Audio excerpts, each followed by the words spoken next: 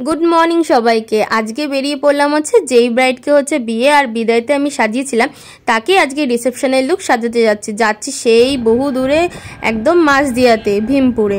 তো ব্রাইডের ডিমান্ডে এত দূরে যাওয়া আর কোনো ব্যাপার না, ঠিক আছে, মেকআপের কাজ যত দূরেই হোক না কেন আমাদের কোনো ব্যাপারই না।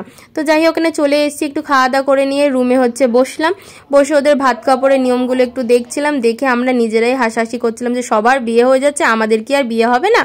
তো যাই হোক, এখানে দেখো কত কত কত ফুল। তো এখান থেকে ফুল বেছে টেছে নিয়ে আসলাম, 4টে বাজলো, তারপরে ব্রাইড এসে বসলো। যেখানে ব্রাইডকে আমাদের 6টার মধ্যে রেডি করতে হবে। তো চলো কথা না বাড়িয়ে ঝটপট করে রেডি করে দিই। তো ব্রাইডকে এখানে রেডি করানো হয়ে গেছে। তো অবশ্যই জানিও কিন্তু ব্রাইডকে কেমন লাগছে। রিভিউ তো পোস্ট করেছি, রিভিউ তো তোমরা দেখেই নিয়েছো।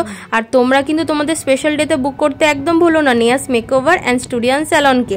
তো উপরে নাম্বারে বুক করে নিল। তো এখানে আমরা বেরিয়ে পড়লাম, চলো টাটা, আবার নেক্সট ভিডিওতে দেখা হচ্ছে তোমাদের সাথে।